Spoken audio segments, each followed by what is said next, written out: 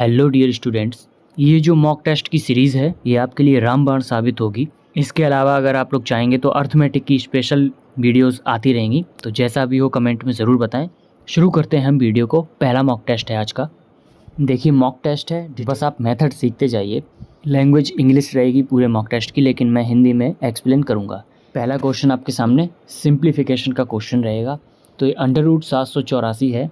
इसका मतलब हो गया ये 28 की वैल्यू हमें दी गई है, डिवाइड में है 5/7। थोड़ा बहुत तो मैं लिखूँगा वरना बिल्कुल ही शॉर्ट हो जाएगा, तो हो सकता है किसी को समझ में ना आए, तो सबको ध्यान में रखा जाएगा। 14 का होता है 196, माइनस में x है। यहाँ पर देखिए क्यूब रूट है। 1728 होती है 12 की, इंटू 4 है। ये जाएगा 7 से 4 बार। 4 है और ये 5 है, मल्टीप्लाई हो रहा है। 4 पंचे 20, 196 में 20 जोड़ेंगे 216 हो जाएगा। 216 हो गया। 12 चौके 48 है, ये इधर आ जाएगा तो माइनस हो जाएगा, तो 12 चौके 48 माइनस हो गए। माइनस एक्स उधर पहुंच जाएगा तो इक्वल्स टू एक्स। एक्स की वैल्यू कितनी आएगी? 8 और 16 है, 168 एक्स की वैल्यू। यही पूछा गया था। किसी भी क्वेश्चन में कोई गलती होती है तो कमेंट में ज़रूर बताएं। नेक्स्ट क्वेश्चन आपके सामने है। 75% बोला है 360 का। फ्रैक्शनल वैल्यू होगा, आपको ज़रूर आती होगी। 75% होता है 3/4, मल्टीप्लाई है 360 का, डिवाइड में 15 है, डिवाइड में 15 है, प्लस का 2.5 में 4 का मल्टीप्लाई हो रहा है, तो 25 चौके 100 होते हैं, यानी 10 आएगा। 10 का स्क्वायर होगा तो आएगा 100, माइनस 2304 किसका होता है? तो ये स्क्वायर रूट होता है 48 का, बराबर x। ये आपको याद करने पड़ेंगे।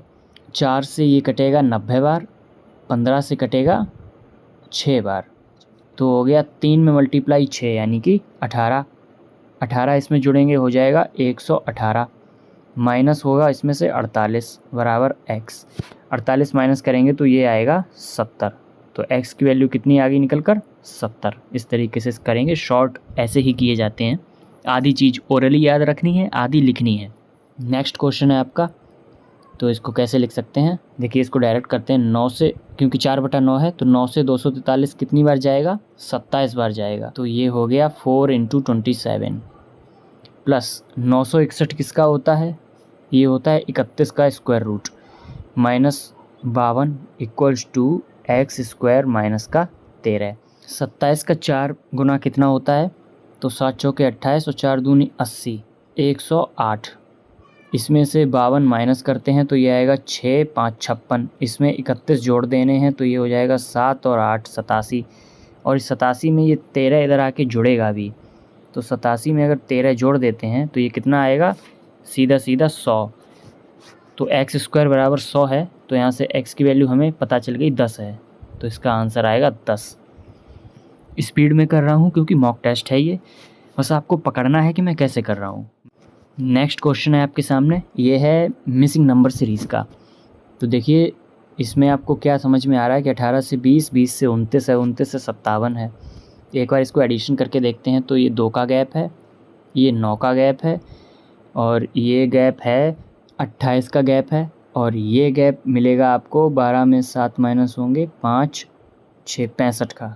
ये देखिए लॉजिक क्या बन रहा है, आपको कुछ यहाँ दिखेगा। 65 किसके पास का है? 64 के पास का है, प्लस 1। 8 किसके पास का है? 27 प्लस 1। 9 किसके पास का है? 8 प्लस 1। 2 किसके पास का है? 1 प्लस 1।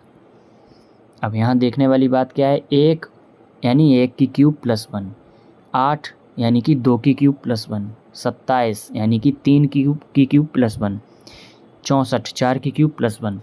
तो अगला ये जो बनेगा गैप, ये बनेगा 5 की क्यूब यानी 125 प्लस 1 यानी 126। इसका मतलब हुआ ये जो 126 की गैपिंग है, ये इस 122 में जुड़ेगी तो नेक्स्ट नंबर आ जाएगा। तो कितना आएगा? 8 4 2, यानी क्वेश्चन मार्क की जगह पर आंसर कितना आ रहा है? 248। इस तरीके से इसको हम करेंगे। नेक्स्ट क्वेश्चन है आपके सामने रॉन्ग नंबर सीरीज़ का। इसमें देखिए आपको दिख रहा होगा ज़्यादा लंबी जा रही है। देखिए 400 के बाद सीधा 2000 पार हो रहा है, इसका मतलब मल्टीप्लाई चल रहा है।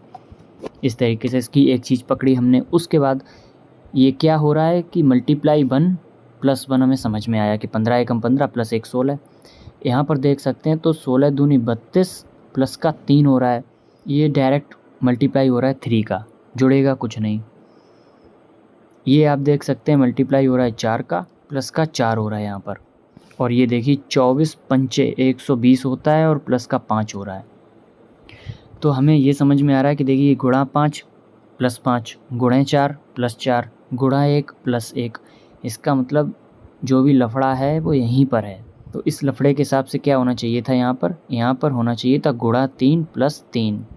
नेक्स्ट होनी चाहिए थी ये गुणा 2 प्लस का 2। चलिए करके देखते हैं। तो 16 में 2 का मल्टीप्लाई करेंगे आएगा 32, 32 में 2 जोड़ देंगे आएगा 34, 34 होना चाहिए था 35 की जगह पर। अगर हम 34 रख के देखते हैं तो अब नेक्स्ट गुणा 3 और +3 होना चाहिए। तो 34 तियाँ होता है 4 तियो 12, 3 तुरका 9 1 10 और प्लस होने चाहिए थे 3, यानी कि आना चाहिए था 105। तो देखिए 105 आ रहा है, इसका मतलब ये टर्म सही है। तो रॉन्ग टर्म हमें पता चल गई क्या है 35, उसकी जगह सही टर्म क्या होनी चाहिए थी 34। इस तरीके से इसको हम करेंगे। नेक्स्ट क्वेश्चन भी आपका है रॉन्ग नंबर सीरीज़ का।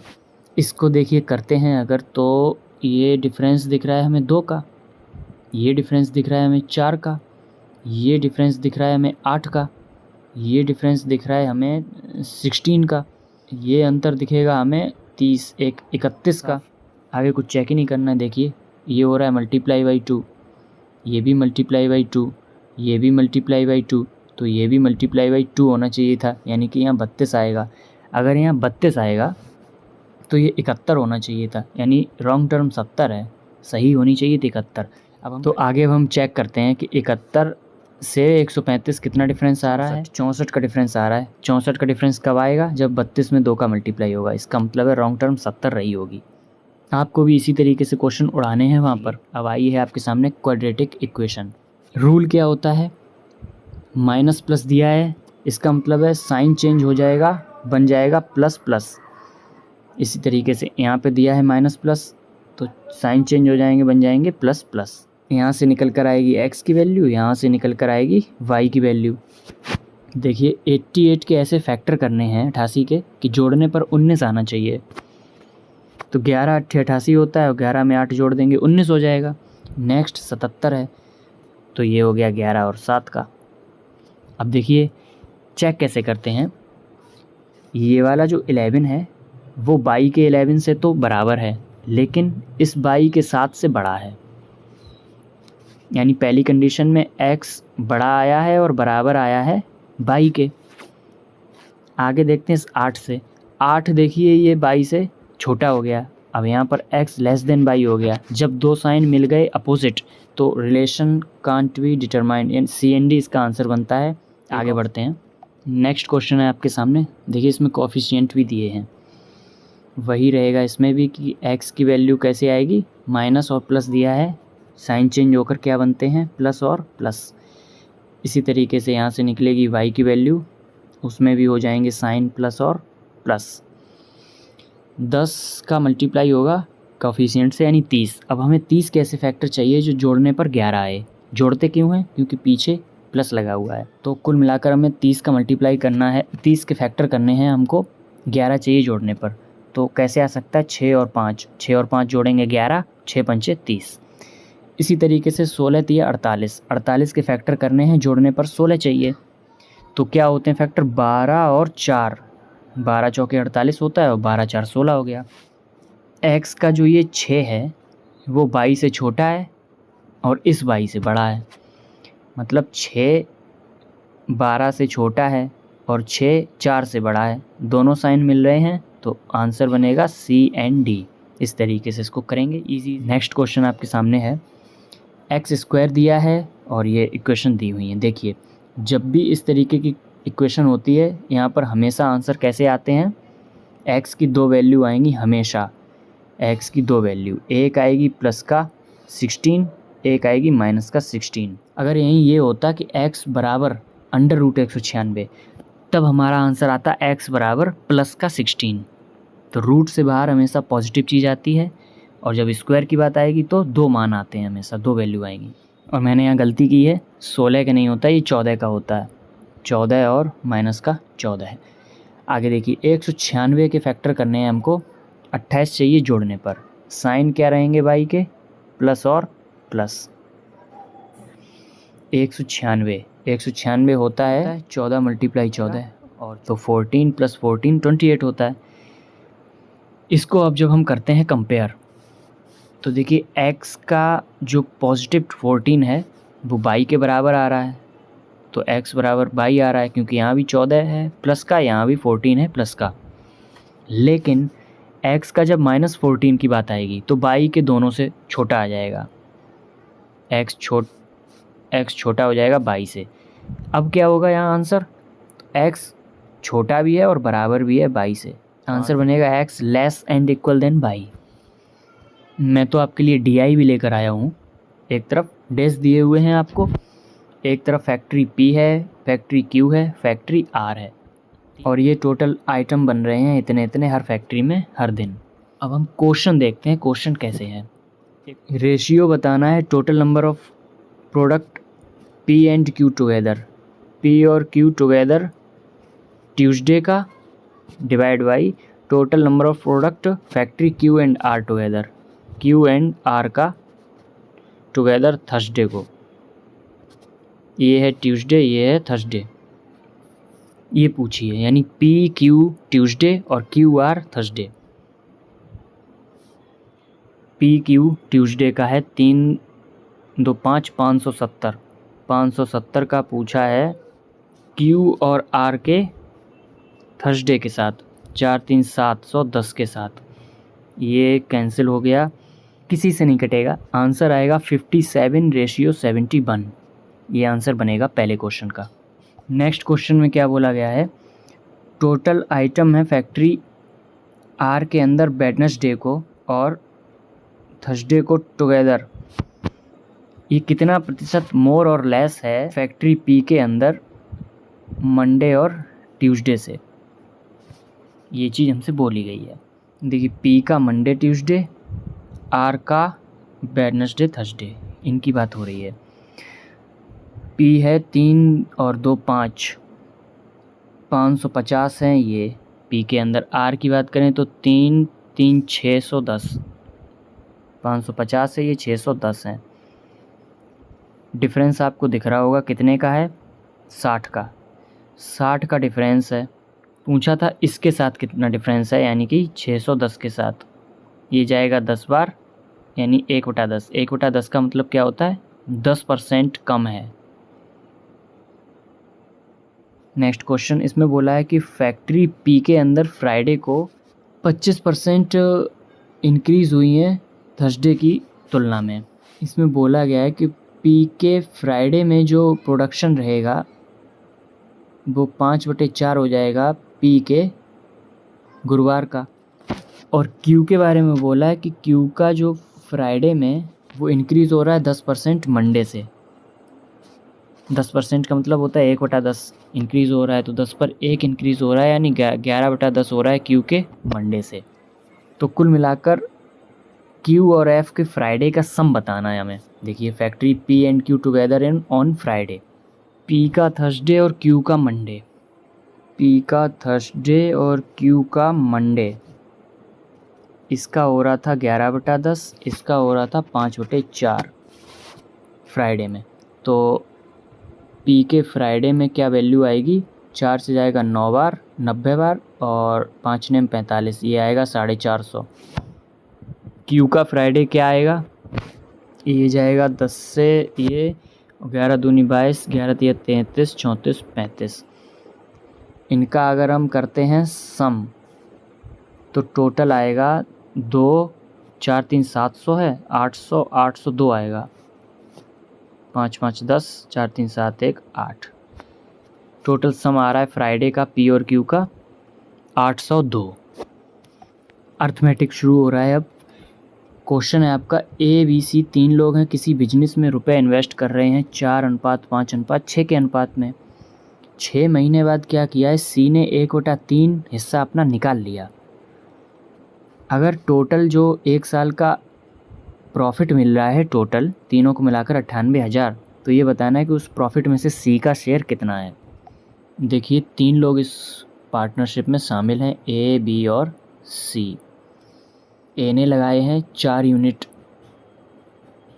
पूरे 12 महीने के लिए, बी ने लगाए हैं 5 यूनिट 12 महीने के लिए, सी ने थोड़ा दिक्कत दी है कि पहले तो इसने 6 यूनिट लगाए हैं 6 महीने के लिए, उसके बाद इसने क्या किया है अगले 6 महीने के लिए 1/3 इन्वेस्टमेंट निकाल लिया, यानी 6 का 1/3 करेंगे तो कितना निकाल लिया इसने, 6 का 1/3 होगा 2, यानी 2 यूनिट इसने निकाल लिया। तो 6 में से अगर 2 यूनिट निकल जाएगा बचेगा कितना, 4 यूनिट लगाया है इसने। ये टोटल क्या आया है, प्रॉफिट का रेशियो, साल भर बाद इन लोगों के प्रॉफिट का रेशियो आएगा जो कि टोटल 98,000 के हमको दिया हुआ है। यहाँ से 6 से अगर पूरा कैंसिल कर दें तो 6 से ये जाएगा 2 बार, 6 से ये जाएगा 2 बार और 6 से ये पूरा कैंसिल हुआ। ये आएगा 8 यूनिट, ये आएगा 5 दूनी 10 यूनिट और ये आएगा 6 + 4 10 यूनिट, टोटल 98,000 के। अब ये एक बार और जाएगा 2 से, तो ये आएगा 4 यूनिट, ये आएगा 5 यूनिट, ये आएगा 5 यूनिट, बराबर 98,000 के। हमारे हिसाब से रेशियो ये आ रहे हैं प्रॉफिट के, सम उनका ये आ रहा है। तो इनको अगर हम जोड़ देते हैं ए बी सी के प्रॉफिट को तो 5 5 10 4 14, तो 14 यूनिट किसके बराबर हो गया, 98,000 के। तो यहाँ से 1 यूनिट के किसके बराबर हो गया, तो 14 सत्ते होते हैं 98, यानी कि 7,000 के। 1 यूनिट अगर 7,000 के बराबर है तो सी का प्रॉफिट कितना है, सी का शेयर प्रॉफिट है 5 यूनिट। अगर 1 है 7,000 के तो 5 किसके बराबर हो जाएगा, 7 पंचे 35,000, यही बनेगा आंसर।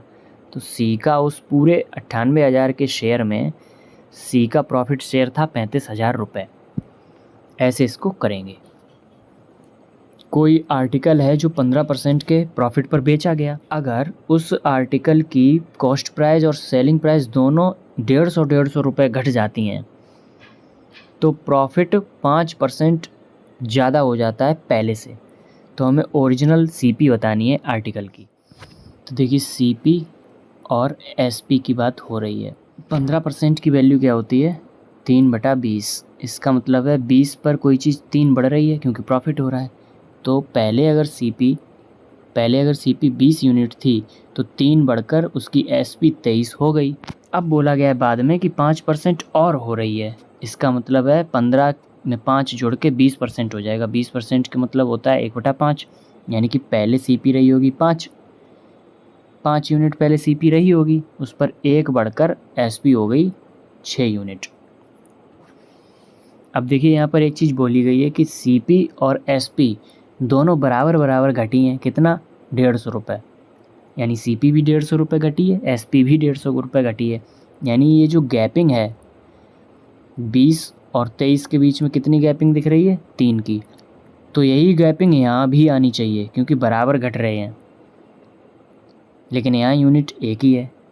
इसका मतलब है ये बराबर कैसे हो सकता है गैप, ये गैप बराबर करने के लिए हमें इस इक्वेशन में अगर हम 3 का मल्टीप्लाई करते हैं तो देखिए क्या बनेगा, 15 यूनिट और 18 यूनिट। अब देखिए यहाँ पर भी ये गैपिंग 3 की हो गई, बस अब हमारा काम बन जाएगा। पहले यूनिट ये रही, बाद में यूनिट ये रही।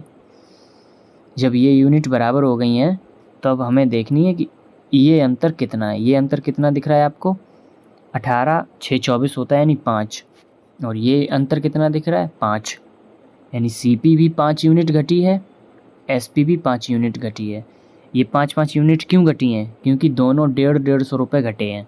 इसका मतलब हो गया कि जो 5 यूनिट का वैल्यू है, जो 5 यूनिट की, वो 150 रुपये के बराबर है।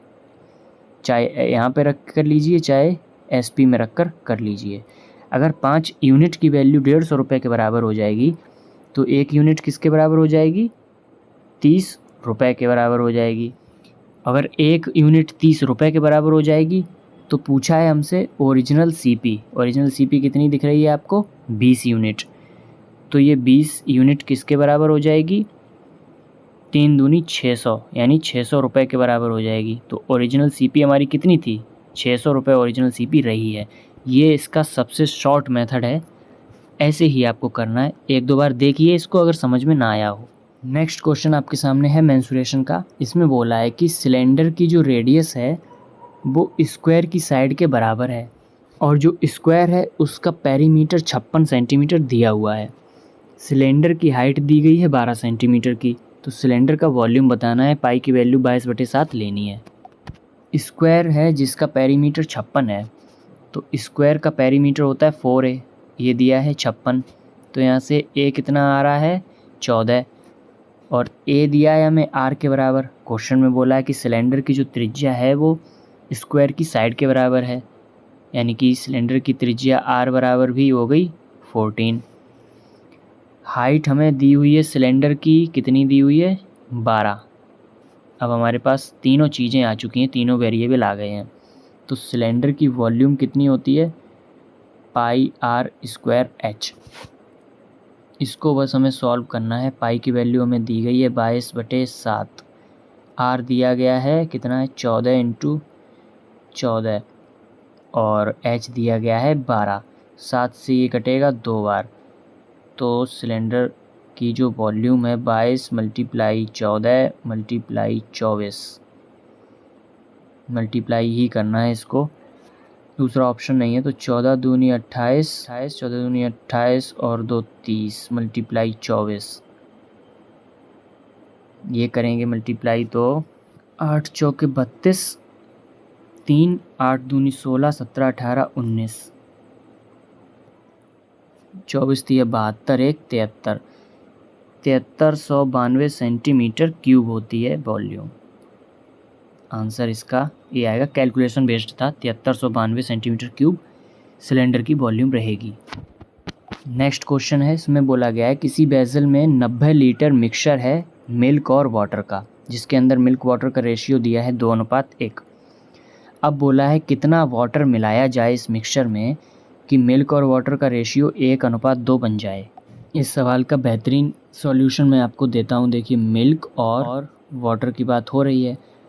पहले मिल्क और वाटर का रेशियो कितना दिया है हमें? 2:1 दिया हुआ है, और बाद में ये हो जाता है मिल्क और वाटर का 1:2। देखिए, यहाँ से भी 3 बन रहा है टोटल इनका सम मिक्सचर का, और यहाँ से भी 3 बन रहा है। नहीं बनना चाहिए था। क्यों? क्योंकि पानी मिलाया गया है। अब यहाँ पर देखिए, ये नहीं बताया कि मिल्क मिलाया है, नहीं, मिल्क हमने नहीं मिलाया। तो मिल्क को हम कर देते हैं इक्वल। यहाँ मिल्क कितना दिया है आपको? 2 यूनिट। यहाँ कितना दिया है? 1 यूनिट। तो 2 यूनिट कैसे बनेगा? इस पूरे में 2 से मल्टीप्लाई कर दिया। तो अब फाइनल बन गया 2 दूनी 2 एकम 2 और 2 दूनी 4, 2 दूनी 4। तो इनिशियली 2:1 था रेशियो, बाद में हुआ है 2:4। ये कब हुआ है? ऐसा कब हुआ है? जब हमने ये 3 यूनिट वाटर मिलाया है, मिल्क हो गया इक्वल। तो हमें पता है पहले 2:1 था, यानी 3 यूनिट की वैल्यू पहले थी 90 लीटर। वही 3 यूनिट हमने यहाँ पर वाटर मिला दिया, यानी कि हमने 90 लीटर पानी मिला दिया है। आंसर आएगा 90 लीटर। ये देखा आपने, कितना आसान मेथड था। 90 लीटर आंसर आएगा। ये क्वेश्चन देखते हैं। कोई सम है जिसको कंपाउंड इंटरेस्ट पर लगाया गया है, वो 6000 रुपये बन जाता है 2 साल में कंपाउंड इंटरेस्ट पर, और 7200 रुपये बन जाता है 3 साल बाद। तो रेट ऑफ इंटरेस्ट हमको चाहिए, और ये सब कुछ हो रहा है कंपाउंड इंटरेस्ट में ही। देखिए, कोई सम था, कोई प्रिंसिपल रहा होगा। ये प्रिंसिपल 2 साल बाद क्या हो रहा है? 6000 रुपये बन जा रहा है, और टोटल 3 साल की बात हो रही है, यानी अगले 1 साल बाद ये टोटल रुपए बन जा रहे हैं 7200। तो 2 साल ये, 1 साल ये, टोटल 3 साल हो गए। 3 साल की बात थी। रेशियो ले लेते हैं। देखिए, 2 जीरो से 2 जीरो कैंसिल कर दिए। 12 पंचे 60, 12 छंगे 72, 12 से जाएगा 5 बार, 12 से जाएगा 6 बार। ये चीज़ समझ में आई है कि 1 साल में, इस 1 साल के पीरियड में क्या हुआ है कि कोई यहाँ पर 5 थी अमाउंट, वो 6 हो गई, इतनी बढ़ गई। जो रेट निकालते हैं वो 1 साल में ही हम प्रिंसिपल अमाउंट बनता है वही रेट ऑफ इंटरेस्ट निकलती है यहीं से। तो 5 पर 1 यानी कि 1 यूनिट बढ़ा है, किस पर बढ़ा है? 5 पर। 1/5 किसके बराबर होता है? 20% के।